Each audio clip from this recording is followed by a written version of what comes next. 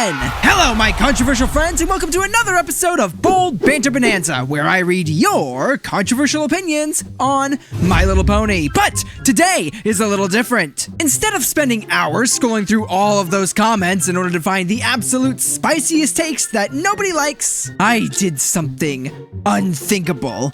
I sorted by most popular! Ah, yes, the top comments, the area of YouTube that for some reason to this day still can't do something as simple as properly sorting by the number of likes. No, 78 is not more than 523. It is not more than 523. What are you talking about, YouTube? So while I normally get to go and choose the most unpopular opinions, these ones are decided by you guys as the most popular, the unpopular opinions. Anyway, let's kick things off with the first comment, shall we? Unpopular opinion. Flutterbat is Fluttershy's most iconic character design, and I wish we could have gotten more of it. Yes, absolutely agree. After everyone went nuts over Flutterbat's character design, I honestly don't know why they didn't bring her back. Like, they brought her back in the form of a costume in that one episode, but dressing up as a vampire fruit bat is not the same as actually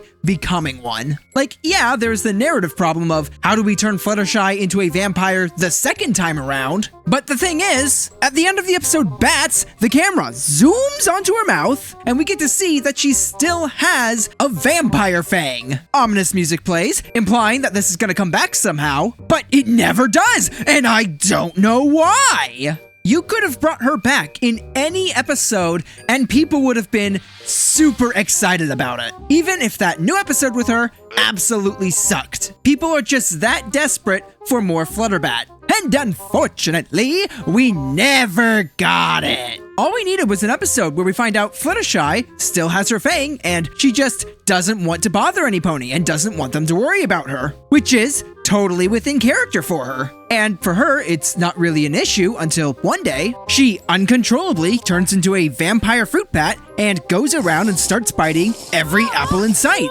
And maybe unlike Bats, so that we're not repeating the same episode, she could actually be aware of what's happening to her. From there, the episode could either be about her and her friends finding a more permanent cure for her, or it could be about Fluttershy trying to find a cure on her own while hiding the fact that she is turning into a bat pony. And she just doesn't tell any pony because she's embarrassed that she didn't come to any pony sooner, and maybe justifies that decision to herself by saying, well, I don't want to bother anyone. Maybe part of the episode is her going into a dark, scary cave and she doesn't have a flashlight, but she learns that she can echolocate. There is so much potential here. They set it up. It would have been such an easy episode to make, and I don't know why they didn't do it. Anyway, thank you for the comment. Opinion. Princess Cadance deserved way more screen time. Flurry Heart too. They could have at least have her make an appearance in the last episode or something like that. Yes, absolutely. And I will actually take this a step further and say most of the side characters should have gotten more screen time. So one of the big complaints that a lot of people have about seasons 8 and 9 is the School of Friendship. People didn't really like the concept of the school or the friendship lessons or the new characters or anything like that. But the School of Friendship was largely created out of a writing necessity, and that necessity coming from the fact that the main six had already learned all of their major lessons and overcome their main flaws. Like, there is a serious danger of all of the characters suddenly becoming Mary Sues. So, what do you do in this scenario? Well, you introduce new characters with their own flaws that need to be resolved. But the thing is that over the course of 9 seasons, they already had a massive collection of characters that they really could have delved into. We could have had more episodes focusing on Shining Armor, Princess Cadance, Flurry Heart, Zecora, Pistachio, Thunderlane and Rumble, Bulk Biceps, Lightning Dust,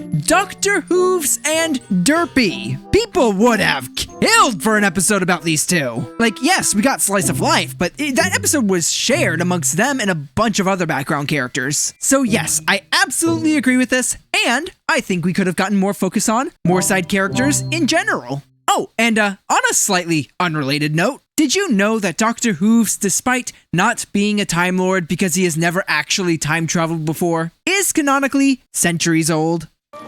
My life's work. Decades, centuries really, of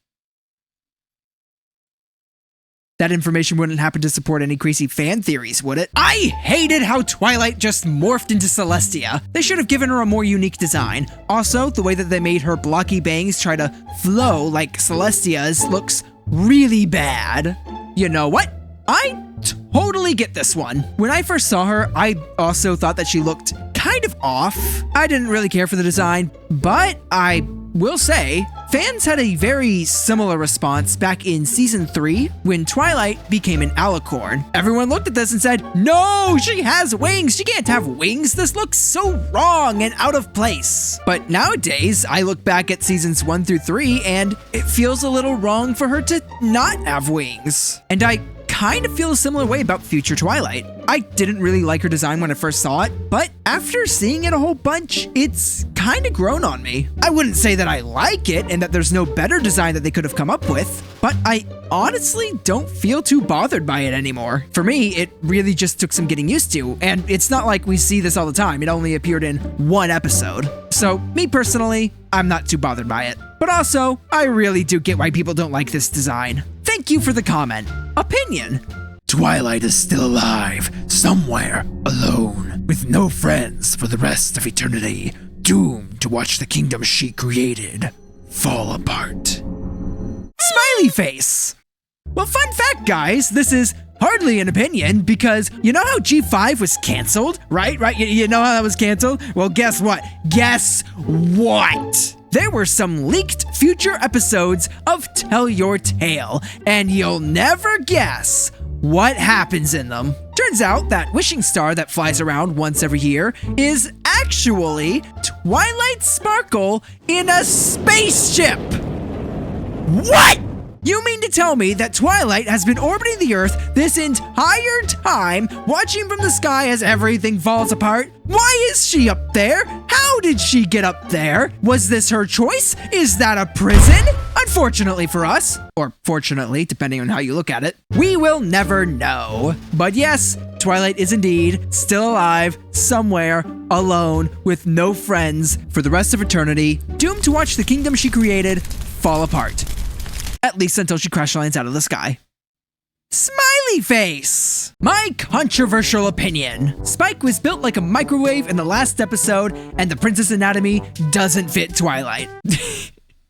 Spike's a microwave. I have heard so many wonderful descriptions to describe Chad Spike, but him being built like a microwave is definitely now one of my favorites. I don't know if this is unpopular, but Spoiled Rich's toxic treatment of Diamond is one of the most raw themes the show ever tackled, and it's criminal that it was only in one episode. Yes, absolutely, I agree. Personally, I was so disappointed when Diamond Tiara had her character arc, and then afterwards, we never see her again. Like, what exactly is her current relationship with her mother now that she has decided to converse with the common pony and dare to lift others up around her instead of punching them down to make herself seem better by comparison? And what does her father think of all this? Because unlike Spoiled Rich, he actually treats others like the apples with respect. The dude is a kind, honest businessman who often takes his daughter with him to his business dealings, probably so that he can teach her how to do business and one day pass the family business down onto her. And now, with Diamond Tiara changing her ways, she is far more likely to run the business like her father would and not like her mother would. And I think an episode where Diamond Tiara is constantly being told 2 different ways to run the business by her parents would have been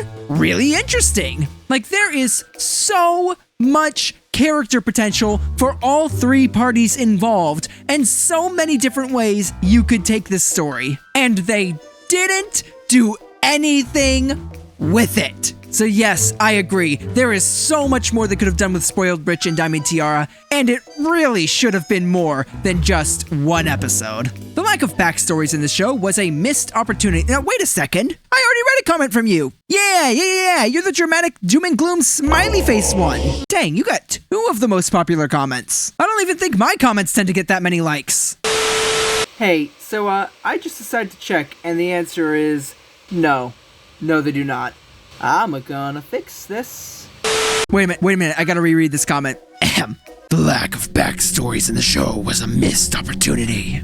Smiley face! But no, for real, I do somewhat agree. And I say somewhat because there are a lot of missed opportunities with characters like Zecora or Princess Cadence. But, they did give backstories to a lot of the other characters, like especially the main six. And even some one-off characters like Sky Stinger and Vapor Trail have their own backstories. So I wouldn't say that there's like a severe lack of backstories, but I definitely believe that there are plenty of characters who could have benefited from them. A thank you for the comments.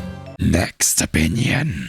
I hate how in the Flutterbat episode, it hints that we might see more of Flutterbat, but we never saw her again.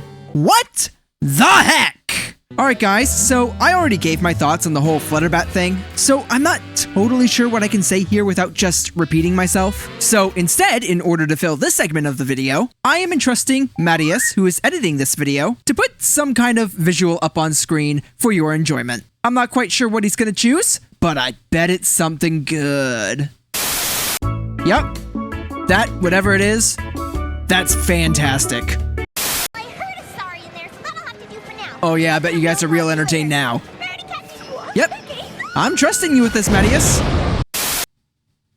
There are views on the line, Unpopular opinion. Cadence is actually an interesting character, especially in the Crystal Heart spell. She literally is an orphan Pegasus who gets adopted by an Earth Pony village and is loving and has that talent and stops the evil enchantress, and she was the first character to give us a clue that any pony, not just unicorns, could become an alicorn. I think she has the most interesting backstory. However, I can understand in a show perspective how she can be uninteresting. Between all of the comments on Cadence and missed opportunities with her and backstories, I'm really starting to wish I had read the Crystal Heart spell. Comparing Twilight Sparkle to Marionette is the most evil thing you could do to a character. I could go on a whole rant about how Twilight is better, but I'll hold back. Okay guys, so for context, this comment is actually a response to another comment that appeared in a previous episode of Bold Banter Bonanza, where someone was saying that Twilight is an awful main character and was comparing her to Marionette from Miraculous. Now, I have only ever seen one episode of Miraculous, so I don't really feel equipped to discuss this topic, which is why I have brought on somebody who actually has seen Miraculous to reply to this comment. So everyone, please give a warm welcome to Vanetta! Thanks, Star! I'm Vanetta, and I post My Little Pony genetics videos on my channel, Vanetta Makes. I'm also a longtime watcher of Miraculous Ladybug, and I don't think it's fair to say that Marinette is a better main character than Twilight Sparkle, because they're both way too similar to be compared as better or worse. They're both introverted main characters who have their special interests, and they have a difficulty trusting others and asking for help. They are both compulsive and meticulously plan things to ease their anxieties. Now, some might say that overall, Twilight is better than Marinette because she has good character growth by the end of the show, while Marinette doesn't. But I don't think that's a fair comparison either. Twilight starts as an antisocial pony, and over time, as she starts trusting and depending on others, she realizes what a strength friendship really is. She gets rewarded for getting out of her comfort zone and trusting others, and over time, her character development reflects that. Marinette is a superhero who needs to protect magic jewels from a crazy supervillain. When she says anything or does anything, the worst thing that could happen is the world literally ending. Trusting and depending on others results in the end of the world multiple times for Marinette. She gets punished for those actions, so it makes sense that she starts keeping her guard up and lying. For as similar as these two are, their same actions result in one of them being punished while the other gets rewarded. One of them finds their purpose while the other becomes trapped in responsibility. I don't think it's fair to compare them both because their character arcs are too different, with one being positive and the other being negative. I bet if Twilight were put in charge of the Miraculous in Paris, and if Marinette found herself in Equestria, Marinette would become more trusting and Twilight would become more paranoid. And for those of you who say that Marinette is worse because she's a stalker, I agree, she is a stalker. But Twilight stalked Moondancer, despite Moondancer telling Twilight to leave her alone. These characters have both done too many similar things to be called better or worse than the other, and I don't think they should be compared at all. Well, that's all from me. Time to teleport back to my channel. Whooshy whooshy whooshy whooshy whooshy whooshy whooshy whooshy whooshy whooshy whooshy whooshy whooshy whooshy whooshy whooshy whooshy. Yoink. Thank you, Vanetta, for that wonderful insight. Next comment. Is it strange that Luna retires with Celestia? I find it odd that after being gone for so long, just ending the career there. Getting the chance to mentor or co-rule with Twilight would have been an interesting dynamic. Yes, I agree. It is most definitely a bit odd, especially when you remember that Luna's entire reason for turning evil was that she wanted to be the sole ruler of Equestria, adored by all her subjects. And in terms of Luna co-ruling with Twilight, I also agree. I think that would be a really interesting dynamic. However, I do fully understand why they didn't do that. Narratively speaking, Twilight was always meant to eventually take over in place of Celestia. And with Luna there, Twilight can never actually achieve the highest possible goal that the story can provide. She would always be in Luna's shadow. It would never feel like she reached her full potential unless Luna also stepped down. So purely for the sake of Twilight's character arc, I am glad that Luna stepped down, even if, in theory, she should be ruling for another 1,000 years. Celestia, Twilight's friend / the main six, and Shining Armor should have gave a better apology to Twilight after the wedding. Okay, so I'm just gonna say the same thing that Twilight did to Applejack after she apologized, saying that they should have listened to her. Quote, "It's not your fault. She fooled every pony." And you have to keep in mind for this episode that everything is done through Twilight's point of view. Whenever Queen Chrysalis or Cadence starts acting up, it is very easy for every pony to assume that this is a very stressed bride preparing for her wedding whilst the kingdom is currently under threat from an incoming attack. And all of the times where she did act up, both Chrysalis and the other characters gave very reasonable explanations as to why she was acting that way. Even Shining Armor sitting there saying, no, she's not using magic to harm me, she's using her magic to heal me, because he keeps getting the migraines every time he uses his protection spell. And genuinely, there's not much more that these characters can do than just say, sorry. Like, I don't know what else is expected at that point. Especially when, again, it was a very understandable mistake to make. Twilight was the only one who was able to pick up on the fact that there was something wrong. And once she was given all of the very reasonable explanations for Chrysalis's behavior, even she was doubting herself. But you know what? I might be disagreeing with a very large majority of people on this, seeing as how this is one of the top upvoted comments and 1.8 thousand people agreed with this. So if that is indeed the case, please be sure to let me know down in the comments if you think that I'm wrong on this, and please give your explanations as to why. But for me at least, for the time being, I think the apology given was fine. Yes, it was only Applejack that we actually see apologize, but there was a lot going on in that scene, so I have no doubt that after the battle with Chrysalis, they went and gave her a proper apology. And even if they didn't, like Twilight said, she fooled every pony. It's hard to fault them for a malicious action caused by an entirely different individual. Alright everyone, we are down to the final comment, and this one is the most liked comment of them all. But I must remind everyone that this series only exists because of you. So as long as these videos are doing well, I will keep making more Bold Banter Bonanza. And if you want to help the series keep going, I would really appreciate it if you took a moment to click the like button. And be sure to leave your controversial opinions down in the comments, and I just might include them in the next episode. Also, as of recording this, we are like really close to 100,000 subscribers. So if you want to help with that, please consider subscribing and pushing this channel just that little bit more that it needs. Thank you very much. Yeah, update. So I know I hit the goal, but can I have the subscription anyway? Thanks.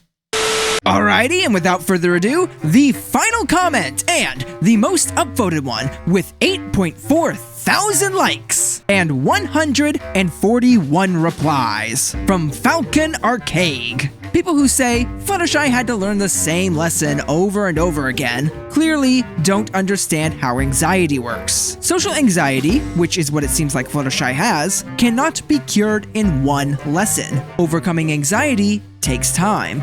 Yes, I can absolutely see why this is the most liked comment. Now, this comment's actually in response to another comment on a previous episode where someone had said that they didn't like that Fluttershy had to learn the same lesson over and over again. So I've already delved into this topic and I am just repeating myself here, and I am also just repeating this comment's point. But yes, there are certain things in life that you just can't overcome with a single lesson. Some things realistically take time. And actually, we do get to see that Fluttershy in the series does become less shy as the show goes on. And each time she supposedly learns the same lesson, she's not so much learning the same lesson, she's more building on the same lesson. Each time becoming a little bit more bold, a little bit more confident, and a little bit more outgoing. And they made the growth extremely natural. Actually, as a matter of fact, they managed to do this slow, natural growth with multiple characters. Take, for example, Rainbow Dash, whose ego was such a problem in early seasons that she would not only put herself up on a pedestal above every pony else, but she would belittle and punch others down to make herself seem better by comparison. But in later seasons, she doesn't do this nearly as much.